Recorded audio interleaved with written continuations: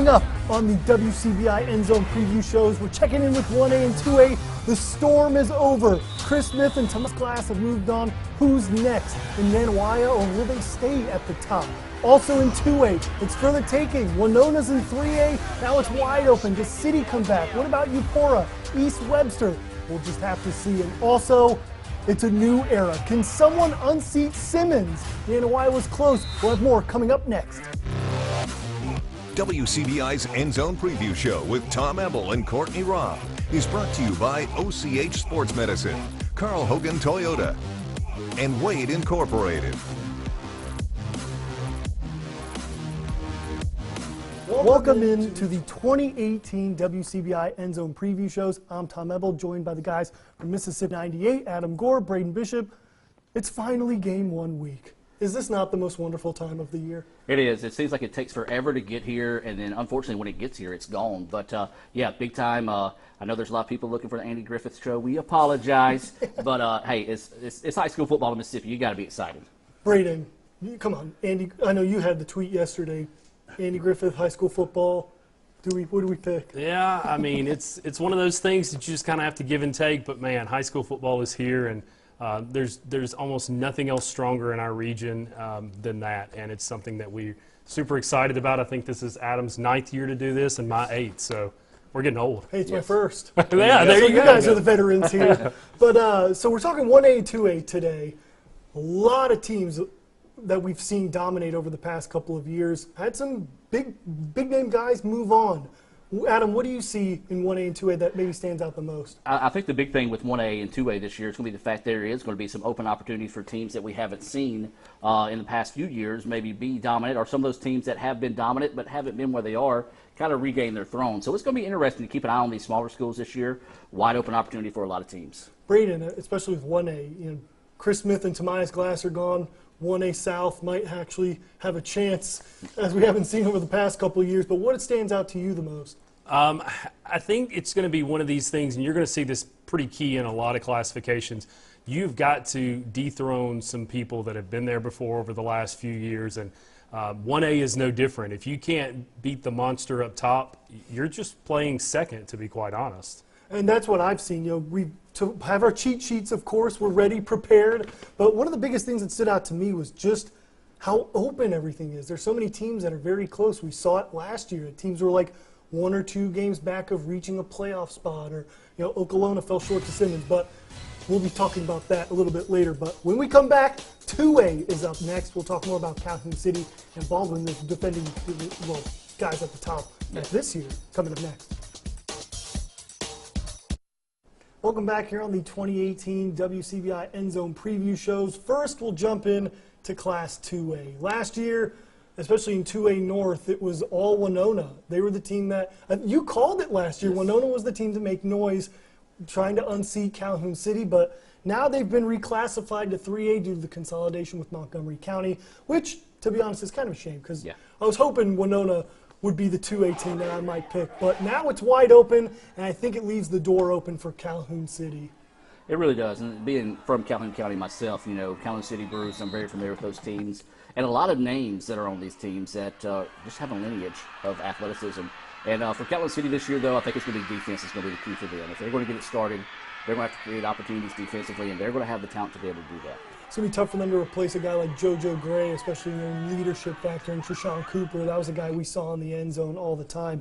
But, Braden, who do you think, looking at 2A, might be one of those teams that might unseat Calhoun City, that we might see a new division winner in 2A? Well, I think you have to talk about a team like Eupora with the defensive mindset that they have. They're going to be replacing a couple of big names too, and go ahead and get used to that kind of subject. There's a lot of big names that we've been talking about for a few years that are going to have to be replaced. But I like Eupora.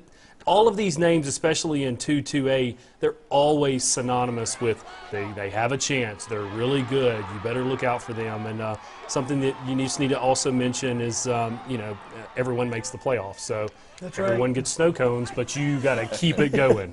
Yeah, that's right. So with Winona being out, that means Calhoun City, Eupora, East Webster, and LaFleur all have a playoff spot.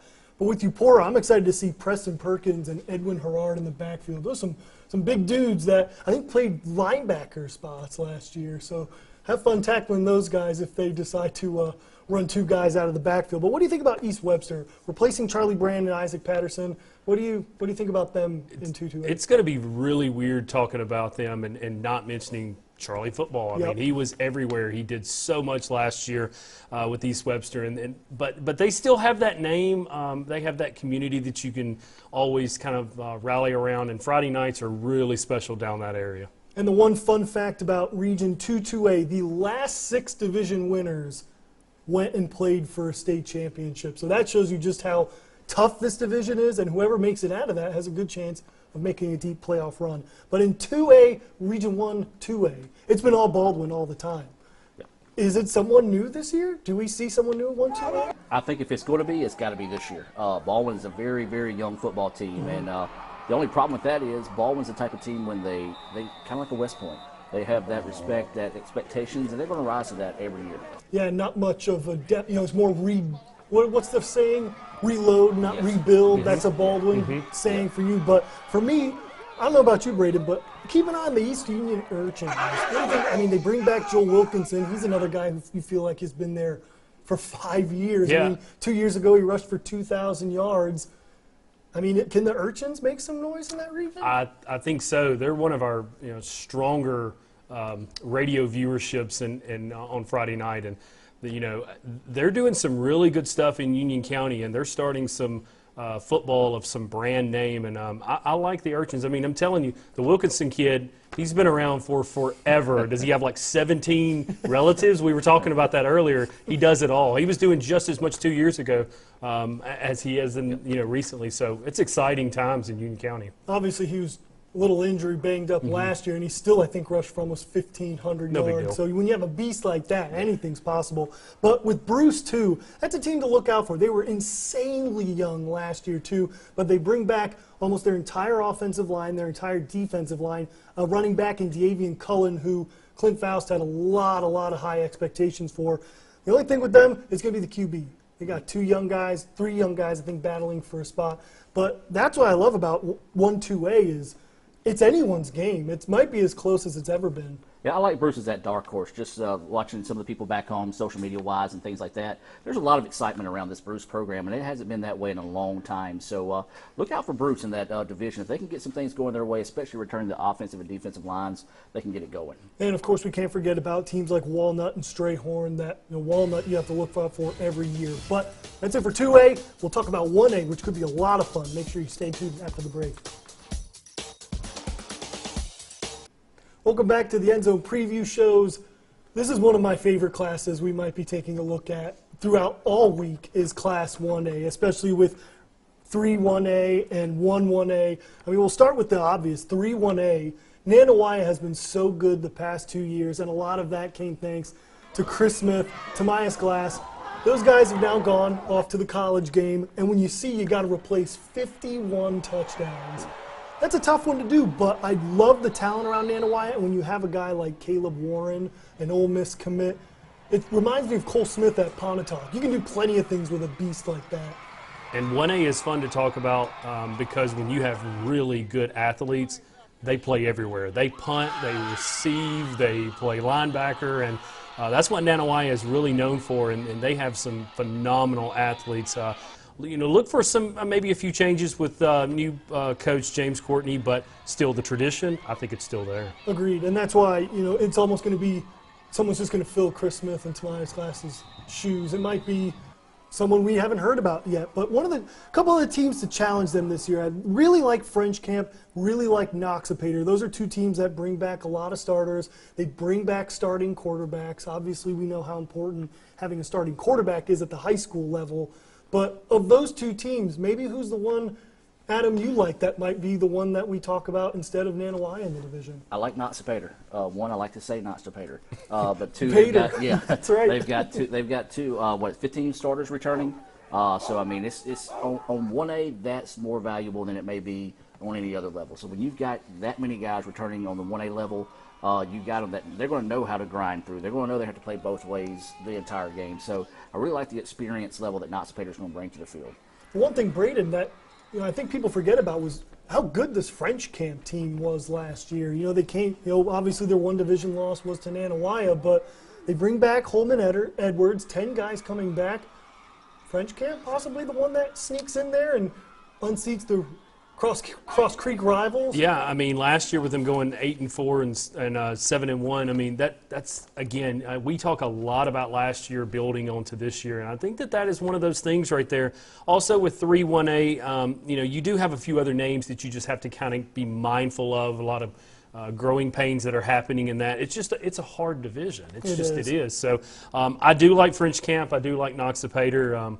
But, I mean, you got to take down the big bad Warriors in Nanawaya. And, of course, that tradition is a big part of why they're successful every year. But you talked about it earlier. The guys in 1A that play everywhere. A guy I'm really looking forward to this year, Vardaman, is Patrick Pratt.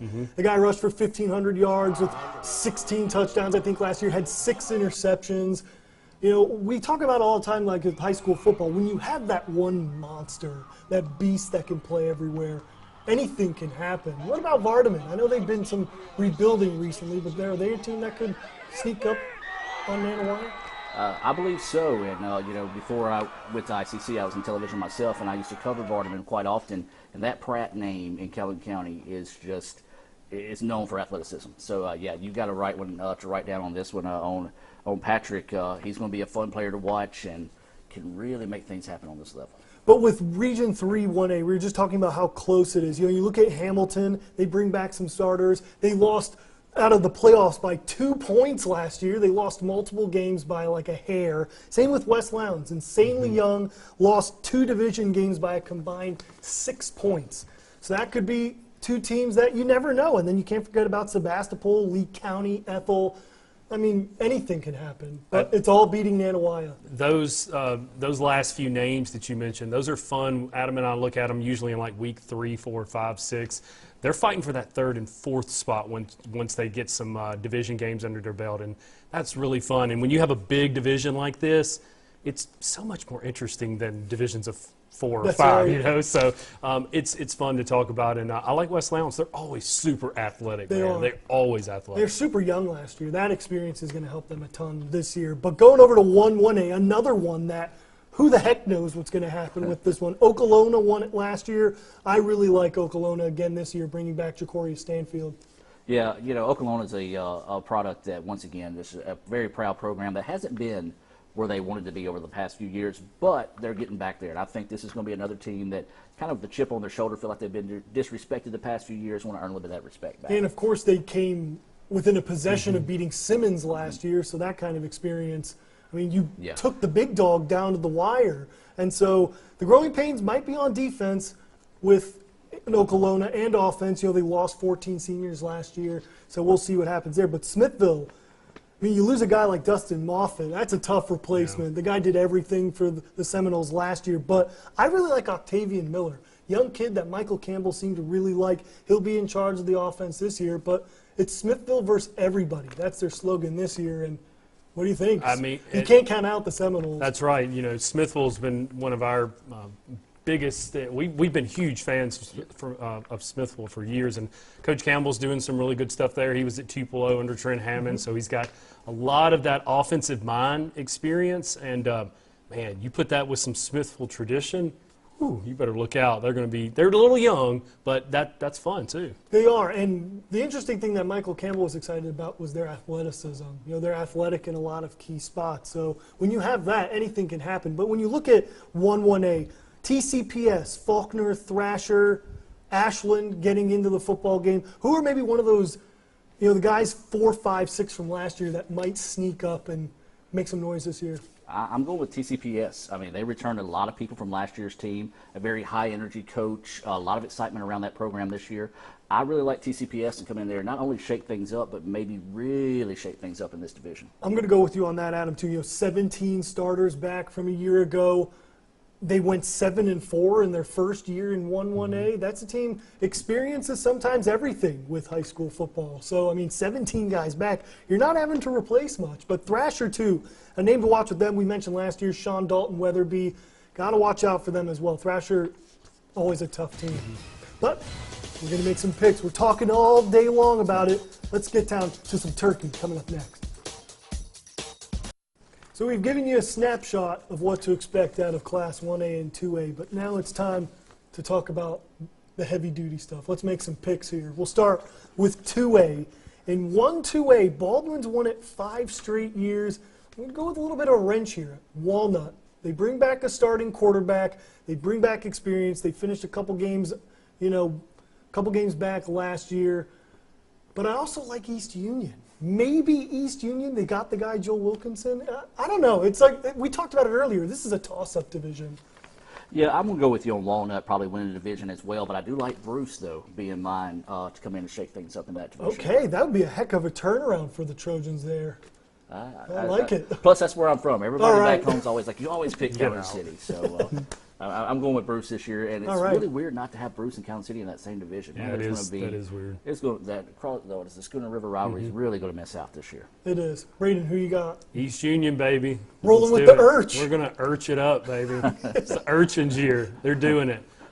Just a lot of really good stuff coming out of there, and they've got the feel. I said it earlier. They have the feel of the high school presence now, and look out. Down year for Baldwin. Here it's coming. It's coming. 5 years in the making, but hey, we can't count out the Bearcats. I mean, if they win, we won't be surprised. But who knows what's going to happen. But also, 2-2A, I got Calhoun City taking back the crown. I mean, Winona being out, that was going to be a heck of a battle for the next 2 years with Calhoun City and Winona. Sadly, we're going to miss out on that this year, so I got to go City with that tradition.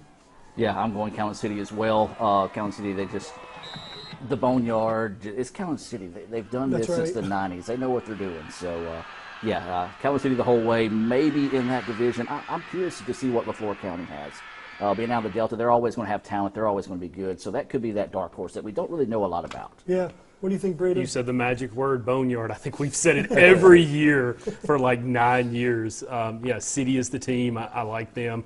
They're coached well. They have players, even when they lose, they're huge players like JoJo. They have players right behind them that are like, I am ready to play. So City is just going to be that team to look out for. I think I've been to their North half games 2 out of the last 5 years, so it's been interesting to watch. I know head coach Perry Lyle said during the high school football tour how excited he was to hear new names pop up around and maybe lead the Wildcats back to a state championship. Speaking of that, North half final, who you got?